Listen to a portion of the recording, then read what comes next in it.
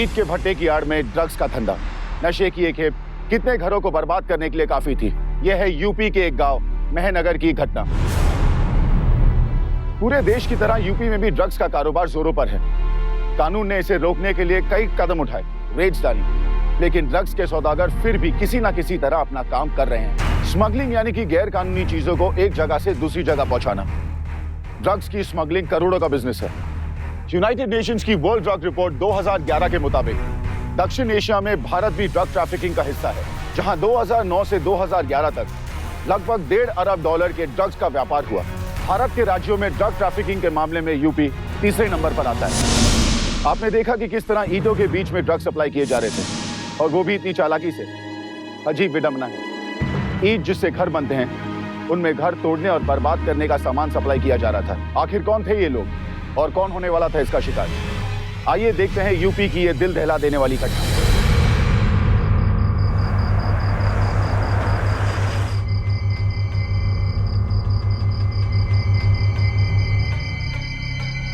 अरे सुनते हो, खाना तैयार हो गया है।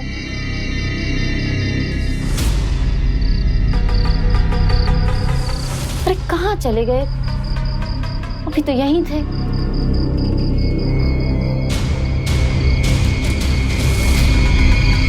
अरे कब से इंतजार कर रहे हैं, इतना देर कहाँ कर दी? पैसे लाए?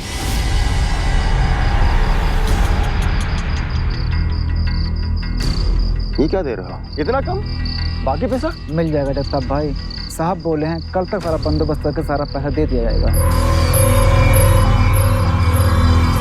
अब इतनी रात पता नहीं किससे बतिया रहे हैं बाहर, और यहाँ खाना ठंडा हुए जा रहा है। बाकी का पैसा हमको जल्दी मिल जाना चाहिए, उसमें देरी ना करना, बहुत जरूरत है।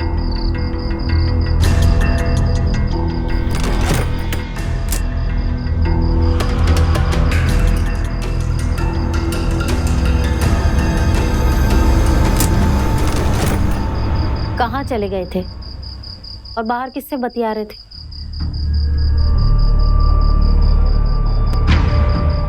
देखो, हर चीज में अपनी नाक मत घुसड़ा करो, समझी?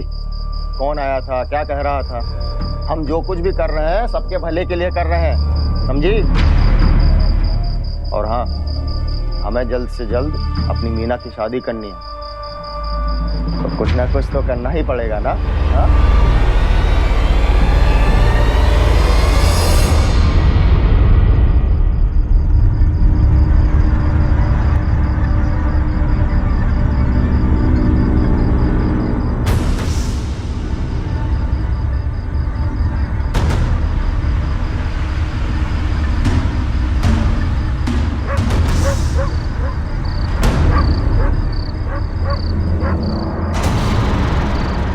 अरे मंगलू, तू यहाँ इस वक्त? बहुत मन कर रहा था तुम्हें देखने का, तो क्या करते, चले आए। तो ऐसे कभी भी आ जाओगे क्या?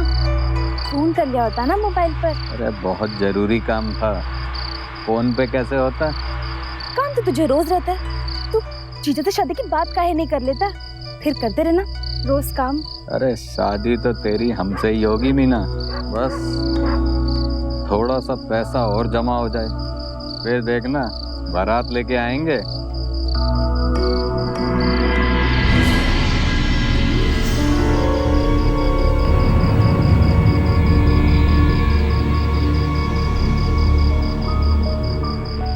ए, सुनते हो? हाँ। वो मीना फिर बाहर चली गई है। साला मंगलुआ फिर आया होगा। तुम कहो तो दोनों का ब्याह करवा दे, दहेज भी ना लगेगा, और मंगलुआ तो पहले ही हमारे मीना का लट्टू है। हाँ? पर मंगलू पीता बहुत है। अरे पीते तो हम भी बहुत थे, पर तुमने जो है छुड़ा दिया सब कुछ, अपना ना सब। अभी बाहर जाओ, ये रात को मिलना जुलना ठीक नहीं है। अगर कोई देखेगा तो क्या सोचेगा? ठीक है, मैं जाता हूँ।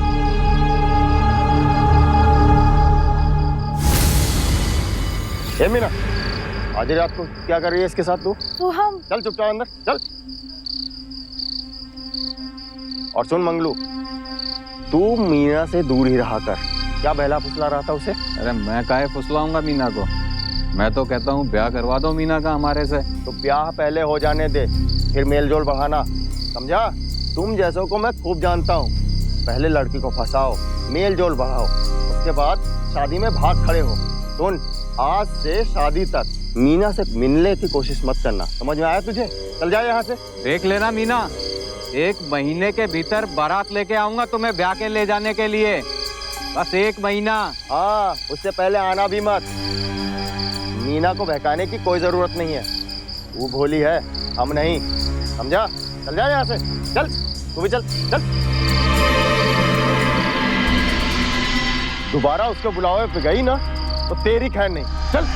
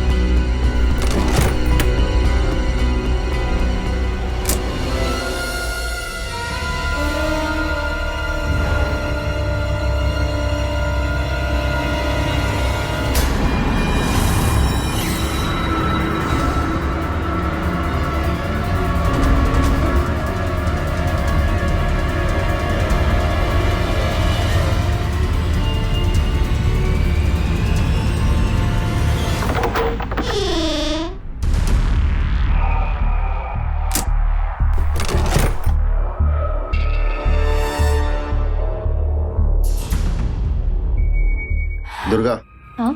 तो एक बार हाँ कर दे, दोनों का ब्याह करवा देते हैं 1 महीने में।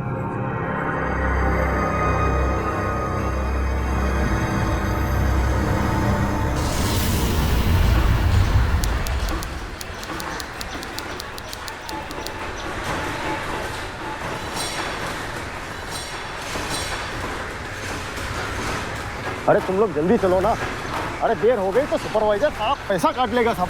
अरे उनको तो पैसा काटने का कोनो बहाना चाहिए बस। आप जाओ, हम और मीना ईंटें लगा के आते हैं। ठीक है, तुम लोग जाओ, मैं भी जाता हूँ।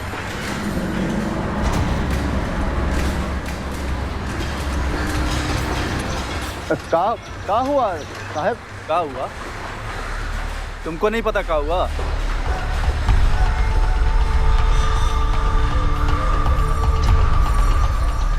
का जगताप, क्या हो रहा है ये सब? ये तुम हमसे पूछ रहे हो? जगताप, पैसे कमाने के और भी रास्ते हैं तुम्हारे लिए, लेकिन हमारे सामने आने की भूल मत करना। साहब, हम समझ नहीं पा रहे हैं कि आप क्या कह रहे हैं। हमें उल्लू समझ रखा है क्या जगताप? और हम जो कह रहे हैं ना, वो तुम खूब समझ रहे हो। हमारी नज़र तुम्हारे ऊपर है जगताप, और जिस दिन पकड़ लिया ना, उस दिन आखिरी दिन होगा तुम लोगों का इस भट्टे पर। क्या बात हुई? अरे कुछ नहीं हुआ, तुम जाओ दोनों लोग, अपना काम करो जाकर, जाओ।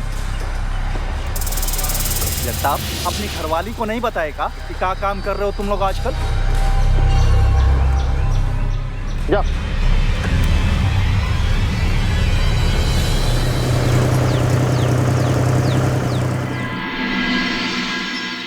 हाँ, चला चला चला। जगताप सुन, मैं बड़े साहब से मिलने जा रहा हूँ, और अब की बार कोई गड़बड़ नहीं होनी चाहिए। पिछली बार जैसा साला 1000 ईंट का ऑर्डर था और 800 ईंट गया, और 200 ईंट का नुकसान हो गया। और अब की बार तू यहाँ पे अभी इंचार्ज है, समझता है ना?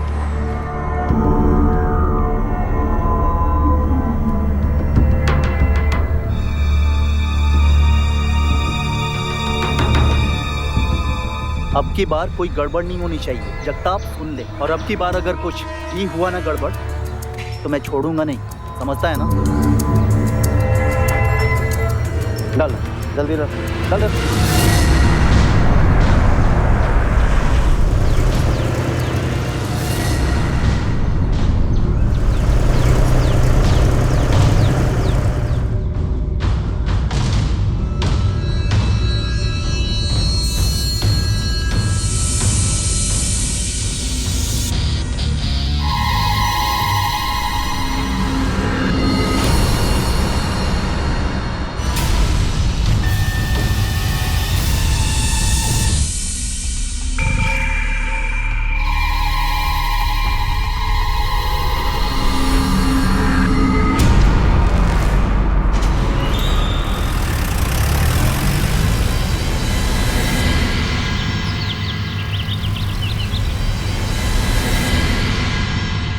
देव,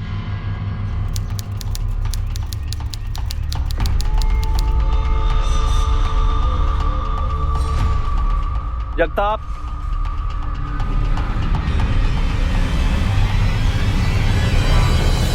ठीक है, फिर से आपने पैसा काट लिया। अब क्या हुआ?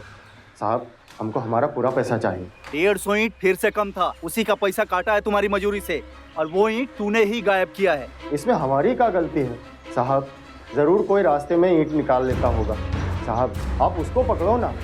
साहब, आप चाहो तो ड्राइवर और क्लीनर से पूछ लो। साहब, हमको हमारा पूरा पैसा चाहिए, हमको इस सब से कोई मतलब नहीं। मुझे सब पता है जगताप, ये सब तेरा ही किया धरा है। एक तो चोरी और ऊपर से सीना चोरी। चल निकल यहाँ से। हमें ईंट वीट से कोई मतलब नहीं, हमको हमारी पूरी मजदूरी चाहिए।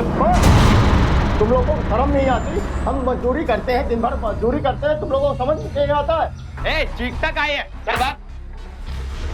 चलो, हम मजदूरों का पैसा खाते हो। ये क्या कर रहा है? छोड़ो इसे, छोड़ो। अरे कल से तू और तेरा परिवार यहाँ दिखाई नहीं देना चाहिए, और दिखाई दिया ना तो जानता है मैं क्या करूँगा। भट्टे से ईंटों की डिलीवरी के दौरान लगातार ईंटें गायब हो रही थी। सुपरवाइजर को जगताप पर शक था, क्योंकि जिम्मेदारी भी जगताप की थी।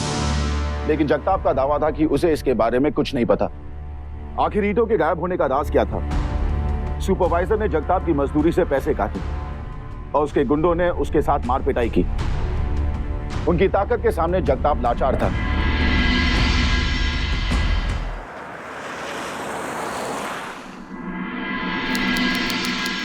आखिर लड़ाई करने की क्या जरूरत थी?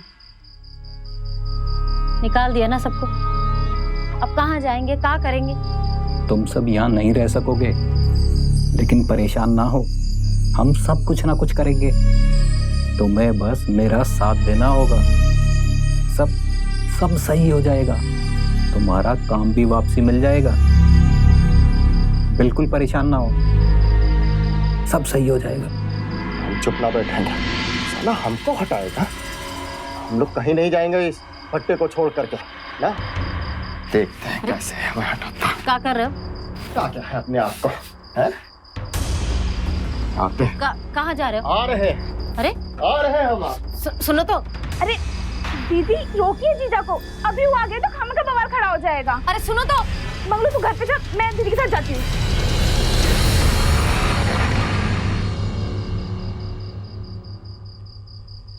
हमें बड़े साहब से मिलना है, अंदर जाने दो हमें। अबे पागल है क्या?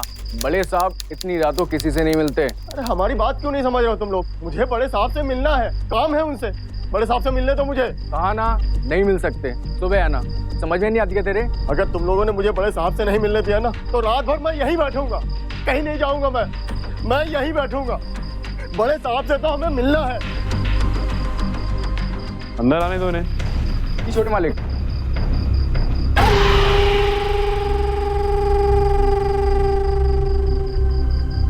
साहब कुछ तो करिए हमारे लिए, हमारे साथ बड़ा अन्याय हो रहा है। मैं इसमें कुछ नहीं कर सकता, ये सब मेरा सुपरवाइजर देखता है, और तू इस बात के लिए मेरे पास आ गया। हिम्मत कैसे हुई तेरी इतनी रात में मुझे परेशान करने की? अरे आप कैसी बातें कर रहे हो? आप तो सरकार है ना, आप तो कुछ भी कर सकते हो। तो चुप। क्या नाम है तेरा? सरकार मीना। मीना? साहब ये तो बच्ची है, आप हमसे बात करो ना। साले तू मुझे समझाएगा? मैं जिससे चाहूंगा उससे बात करूंगा, समझा? चल दफा हो यहां से। हाँ, मीना रुक सकती है।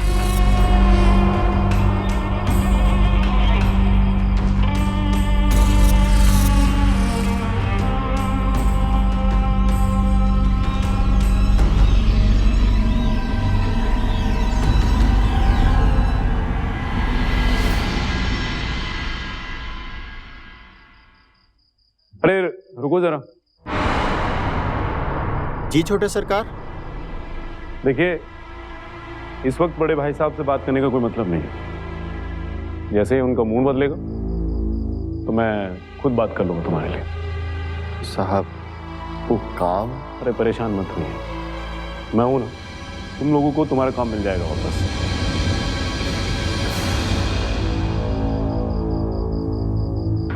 ठीक है? और हाँ, ये कुछ पैसे रख लीजिए, ये सब तुम लोगों के लिए काम आएंगे। हमको साहब। अरे भाई वाह, अंग्रेजी भी आती है। चले हाँ? अब यहाँ बड़े साहब यानी कि आर्यवीर चौधरी की नजर मीना पर थी, जहाँ पैसे और ताकत के नशे में सब चूर थे। वहीं ईंट के भट्टे में गैर कानूनी काम चुपचाप जारी था। गैर कानूनी धंधे में धोखा तो लाजमी हो जाता है। अपराध, धोखा और दुश्मनी हमेशा एक साथ चलते हैं। तो यहाँ कौन किसको धोखा दे रहा था और चोरी की गई ईंटों से किस अपराध की इमारत बन रही थी?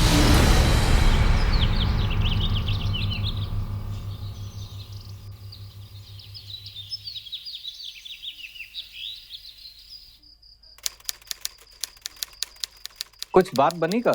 अरे आओ होने वाले जमाई राजा, आओ हमारे साथ बैठ करके खाना खाओ। और सुनो, तुम्हें कोई चिंता करने की बात नहीं है, सारा मामला निपट गया है। बड़े साहब ने हमें अब काम पर भी बुला लिया है। साले मेरी शिकायत करता है बड़े साहब से। साले तेरी हिम्मत कैसे हुई हवेली में जाने की? देख अब साले मैं तेरी जिंदगी यहाँ नरक बना दूंगा।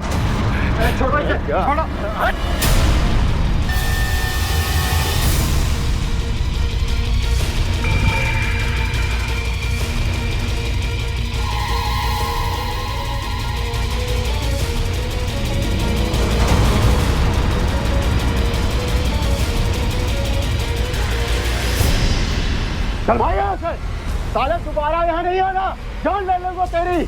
अब हमें किसी का डर नहीं, छोटे साहब का हाथ है हमारे ऊपर।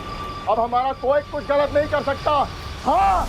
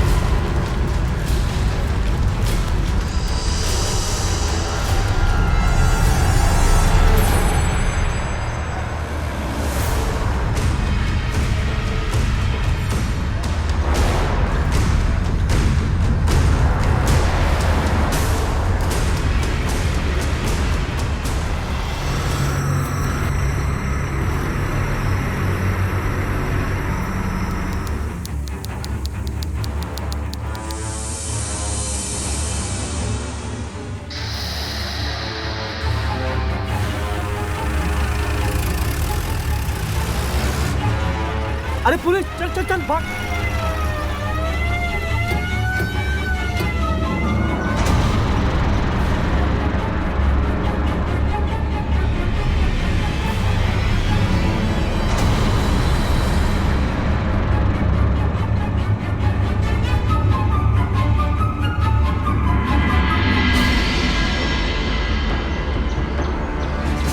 साहब, ईंट की भट्टी में खून करके भाग रहा था। गाड़ी में ड्रग्स भी है।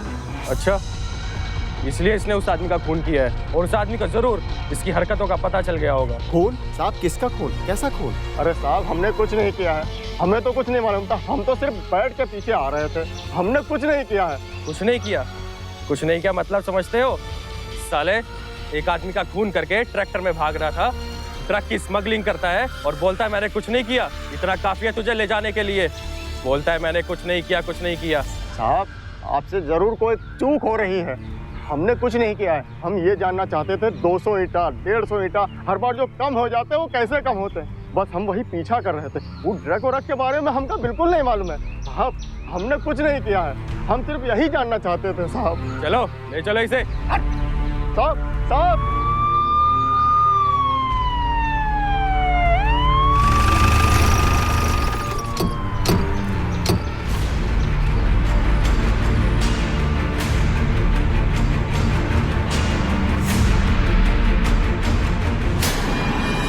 अरे सुपरवाइजर साहब, इनको क्या हुआ? ये तावीज तेरा ही है ना? हाँ साहब, मेरा ही है।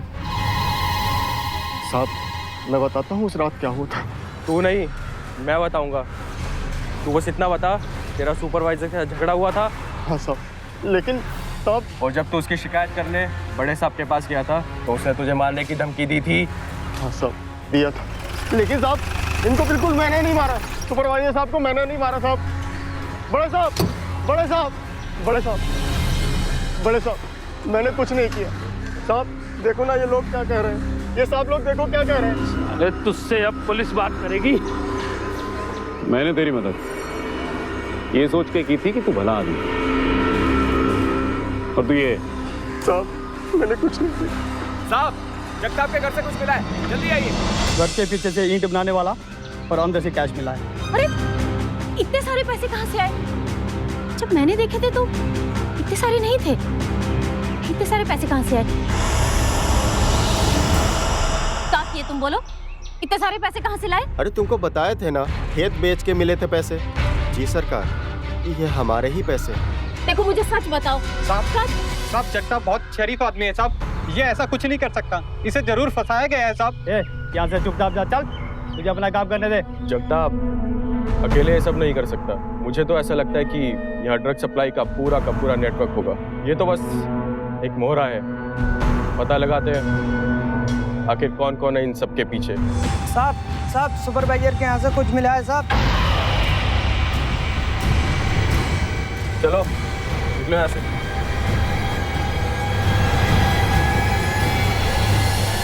सर, घर के अंदर से ड्रग्स और कुछ पैसे मिले हैं।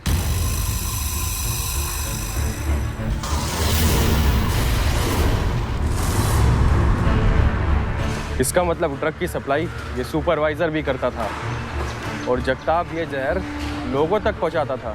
और शायद लालच की वजह से इन दोनों में झगड़ा हुआ, और या फिर इन दोनों ने झगड़ा करने का नाटक किया ताकि लोगों की नज़रों में ये दुश्मन बने रहे। Yes sir. लेकिन मुझे समझ नहीं आया कि जगताप ने सुपरवाइजर की जान क्यों ली। एनीवेज, जो भी हो, सच सबके सामने आ जाएगा।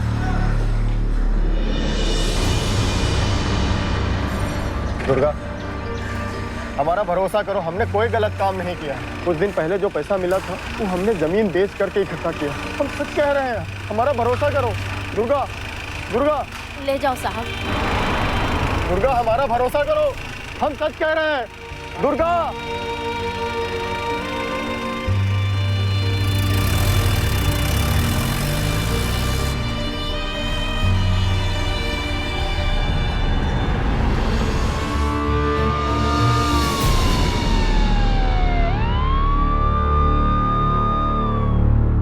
जहां जगताप ड्रग डिलीवरी करने वाले ट्रक से भागते हुए पकड़ा गया और उसी दिन भट्टे के सुपरवाइजर की लाश भी बरामद हुई, तो क्या इन दोनों बातों में कोई संबंध था?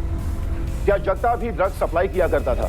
क्या उसी ने सुपरवाइजर की हत्या की थी? क्या जुल्म और लालच ने जगताप का ईमान खरीद लिया था? क्या वो भी अपराध के रास्ते पर चल पड़ा था? क्या वो भी ड्रग्स की स्मगलिंग में शामिल हो गया था? बोल साले, बोल जगताप। साहब मत मारिए, हमें मत मारिए साहब, हमें कुछ नहीं मालूम।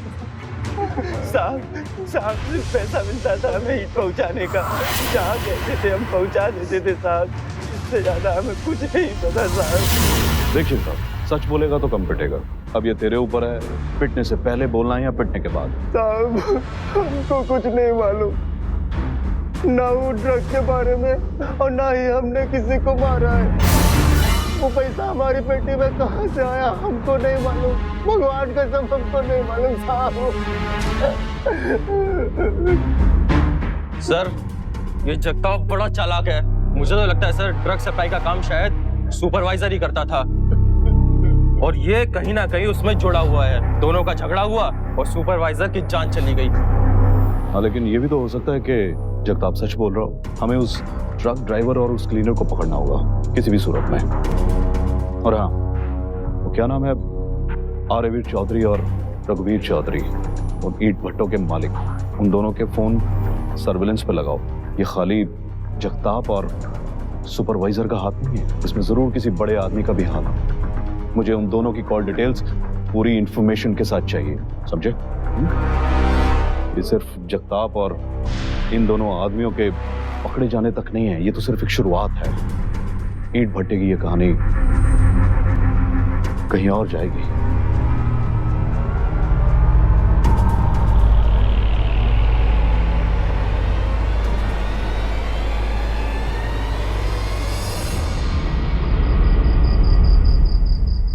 मीना, खाना खा ले। नहीं दीदी, हम नहीं खा पाएंगे। ठीक है, फेंकने से अच्छा है मैं मंगलू को ही दे आती हूँ।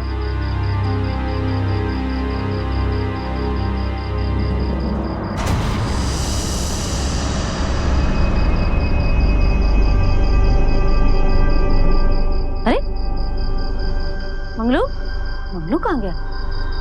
अरे सारा पैसा पुलिस वालों ने जब्त कर लिया है। जगताप और सुपरवाइजर को तो ठिकाने लगा दिया, पर बहुत भारी नुकसान हो गया है। हमें नहीं मालूम, हमें हमारा पैसा वापस चाहिए बस। अरे हाँ मालूम है, फोन नहीं करना, पर अब हम क्या करें? हाँ ठीक है, अब आप ही देख लीजिएगा।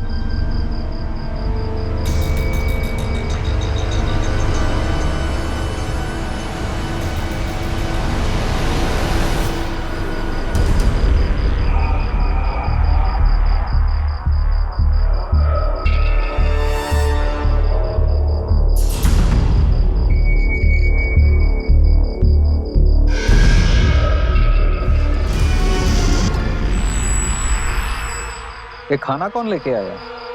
अरे मीना, कहाँ हो?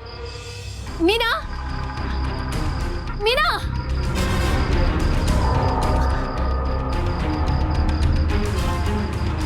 मुझे अभी पुलिस के पास जाना पड़ेगा। हाँ दीदी, कहाँ भागी जा रही हो? मंगलू, ये सब मंगलू का किया धरा है। वो किसी के साथ मिलकर मेरे मर्द को फंसा रहा है। ये फोन मैं पुलिस वालों को दूंगी और वो सब पता लगा लेंगे। देखिए, इसका आदमी तो गया है जेल में, तो इसको मिली है रात में घूमने की आज़ादी। दीदी, आपने इस नंबर पे फोन करके पूछा कि कौन है?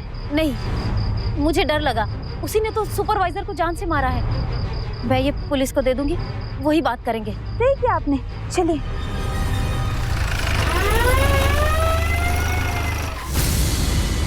क्या तुमने इसी फोन से मंगलू को बात करते हुए सुना था? दीदी, आते वक्त हमारे पैर में चोट लग गई थी, तो हम इसे साफ कर आते हैं। हाँ हाँ साहब, मैंने मंगलू को इसी से बात करते सुना था। मैं ये फोन लेकर के सीधा आपके पास चली आई। ये देखो, किसका नंबर है, ट्रेस करो, पता करो किसका नंबर है। ये नंबर तो बड़े साहब यानी आर्यवीर चौधरी का है सर। सर इस नंबर को तो हमने ट्रेस भी करवाया है, रिपोर्ट्स भी आती होंगी। आर्यवीर चौधरी को अरेस्ट करके लाओ, और हाँ मंगलू को भी पकड़ के लाना। Okay sir. साहब, मंगलू को फोन बड़े साहब ने किया था। वो साहब, वो दोनों मिले हुए हैं, मेरे मर्द को फंसा रहे हैं साहब। अब वो छूट जाएगा ना? हाँ।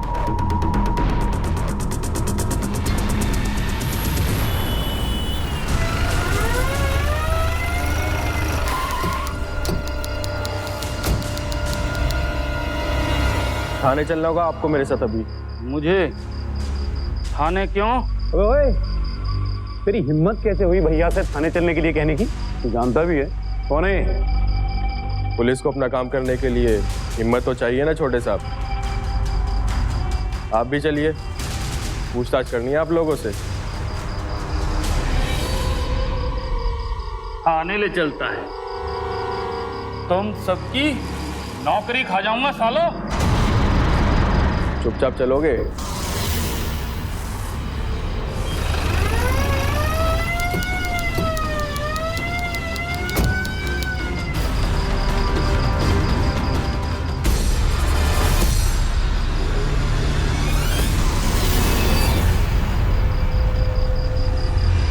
एम्बुलेंस को बुलाओ। मेरे वकील को बुलाओ, वो मुझे लेकर जाएगा, फिर मैं देख लूंगा तुम सबको। बुलाओ मेरे वकील को। मेरी कुछ समझ में नहीं आ रहा कि आप लोग क्या बात कर रहे हैं। मैं यहाँ सिर्फ अकाउंटेंट हूँ और इतने दिन से मैंने गलत तरीके से आते हुआ कोई भी पैसा नहीं देखा और ना ही मुझे किसी प्रकार का कोई शक हो। और इस बात पे मुझे अभी भी कोई भरोसा नहीं हो रहा है। बड़े भैया ऐसा कर ही नहीं सकते। आपके भाई आर्यवीर चौधरी ने मंगलू को फोन किया। जब उसने कोई जवाब नहीं दिया तो उसने थोड़ी घबराहट हुई। उसके बाद उन्होंने एक आदमी को भेजा उसे मारने के लिए, ताकि वो सब कुछ सब लोगों को ना बता दे। रही बात सुपरवाइजर की, तो उसे मंगलू और आपके भाई साहब का खेल समझ आ गया था, इसलिए उसको मरना पड़ा। और मंगलू ने इतनी सफाई के साथ उस आदमी की लाश को ठिकाने लगाया और उसका सारा का सारा सबूत जगताप के हिस्से मर दिया, क्योंकि कुछ दिन पहले ही जगताप और सुपरवाइजर का झगड़ा भी हुआ था। और तो और उसने जगताप के घर में उसकी पेटी में पैसे तक रख दिए और उसका तावीज उस सुपरवाइजर को तक दे दिया। लेकिन यह काम अकेले मंगलू नहीं कर सकता था, उसके बाद कोई ना कोई ऐसा आदमी जरूर था जो काफी बड़े और रसूख वाला था। और आपको मालूम है कौन था वो आदमी? आपके बड़े भाई साहब।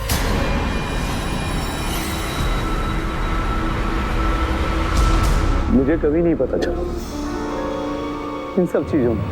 हम एक साथ रहते हैं और वो ये सब करते रहे और मुझे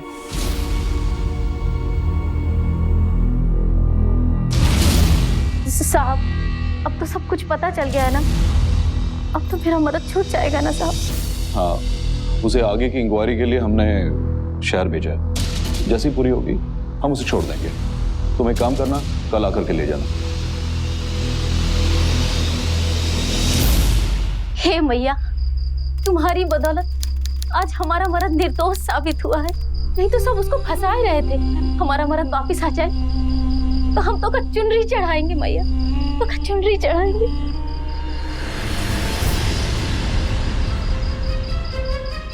मीना, इतनी रात को मीना कहाँ जा रही है?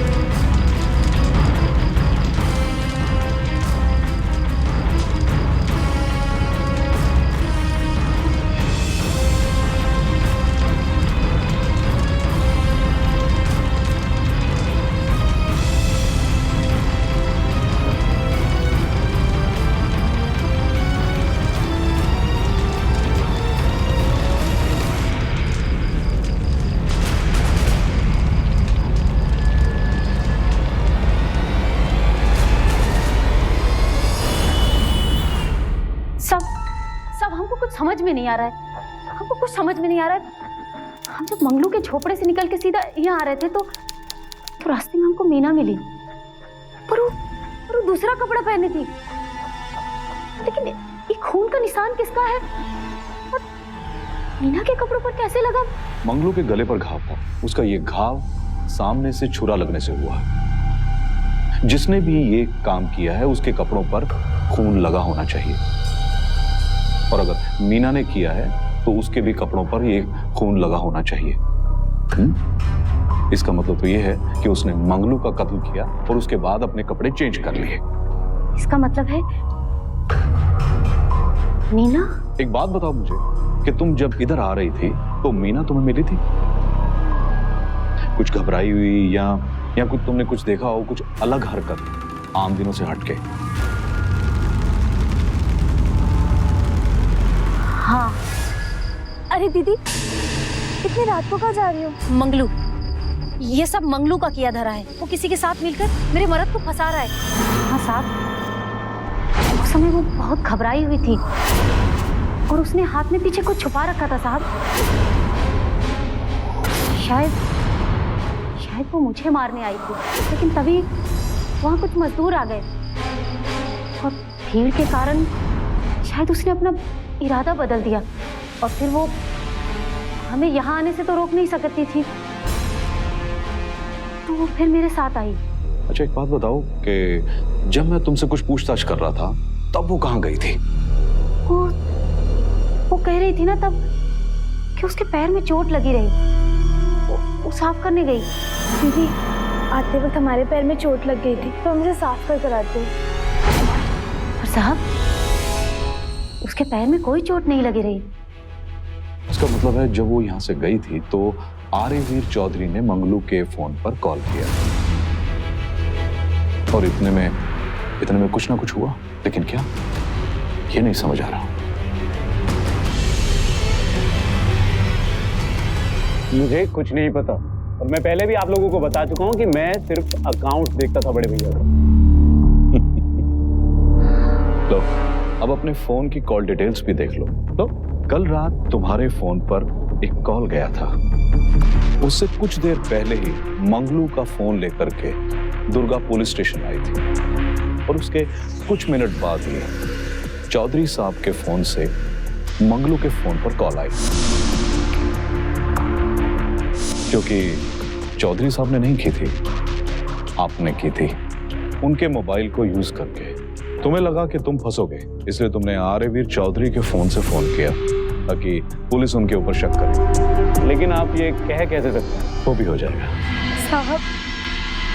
पहले तो सुपरवाइजर को मेरे जीजा जगताप पे शक हुआ, फिर न जाने कहां से सुपरवाइजर ने मंगलू को ईंटों में ड्रग्स भरते हुए देख लिया। तब उन्हें पता चल गया कि इन सबके पीछे मैं और मंगलू है, इसलिए मंगलू ने सुपरवाइजर को मार दिया और सब कुछ जगताप के माथे मार दिया। साहब हम शादी से पहले जल्दी से जल्दी ढेर सारा पैसा इकट्ठा करना चाहते थे, लेकिन जब दीदी के हाथ में मंगलू का फोन लगा तब मैं समझ गई कि अब हम दोनों फंसेंगे। मैंने छोटे साहब को जल्दी से जल्दी फोन किया और मंगलू के बारे में सब कुछ बता दिया। मुझे पता था अगर मंगलू पकड़ा गया तो छोटे साहब सब कुछ मेरे माथे मर देंगे, मेरे पास और कोई रास्ता नहीं था। सोचने का टाइम नहीं है मीना, जा और मार दे मंगलू को, बस यही रास्ता है अपने पास, वरना हम सब के सब फंसे।